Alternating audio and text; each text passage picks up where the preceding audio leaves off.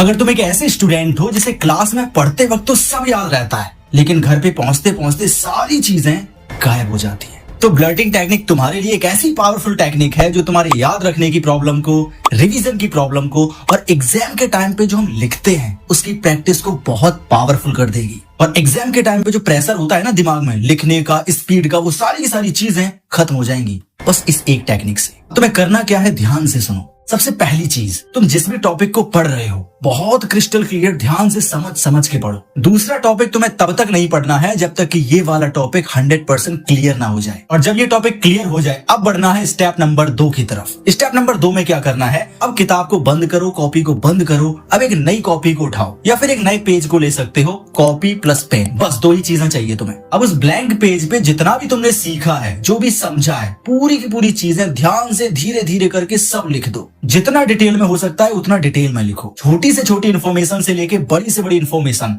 सारी की सारी चीजें तुम्हें उस टॉपिक के बारे में उस पेपर पे लिखनी है। अब जब तुम्हें ये लगने लगे कि बस अब इस टॉपिक के बारे में सारी की सारी चीजें मैं लिख चुका हूँ, उसके बाद जिस भी चीज से तुमने वो टॉपिक पढ़ा था, नोटबुक से या नोट से या डायरेक्टली बुक से, उस बुक से अपने लिखे हुए कंटेंट को मैच करो और ये देखो कहीं कोई ऐसी चीज तो नहीं है जो छूट गई है, जो मिस कर गए हो। अगर ऐसा है तो दोबारा से जब उसकी प्रैक्टिस करो 2 से 3 दिन बाद, तो फिर से उस टॉपिक को इंक्लूड करना, उस डिटेल को उस चीज में ऐड करना। लिखी हुई चीजें हमें लंबे समय तक याद रहती हैं, ये साइंटिफिक बात है। और ब्लर्टिंग टेक्निक में बहुत सारी चीजों का यूज होता है। सबसे पहली चीज, जब हम लिखते हैं तो उसके पहले हमें सोचना पड़ता है, क्योंकि किसी चीज को लिखने के पहले तुम्हें सोचना पड़ेगा। सोचोगे नहीं तो लिख नहीं पाओगे, ये आप भी जानते हो। तो सबसे पहले लिखने में हमारे दिमाग का यूज हो रहा है। और जब भी हम कोई चीज लिखते हैं तो आपने भी नोटिस किया होगा कि ऑटोमेटिक हमारा मन उसको बोल बोल कर लिखता है। तो पहली चीज तो हम सोच रहे हैं, दूसरी चीज हम बोल रहे हैं, और तीसरी चीज जो हम बोल रहे हैं ना वो सुन भी रहे हैं। मतलब कि हमारा पूरा दिमाग और पूरी बॉडी पूरे फोकस के साथ उस एक चीज पर कॉन्सेंट्रेटेड होते हैं। और इस टाइम पे आपका पूरा फोकस लेजर शार्प होता है। तो जो भी चीज आप लिख रहे हो ना वो लंबे समय तक याद रहने की संभावना सबसे ज्यादा है। और जो लोग ये कहते हैं ना कि चीजें मैं भूल जाता हूँ, याद नहीं रहता, ये करके देखो, भूलना तो भूल ही जाओगे। और इस टेक्निक का यूज करने के बाद आप कभी ये वीडियो नहीं देखोगे कि how to improve our focus, focus को कैसे इम्प्रूव करना है,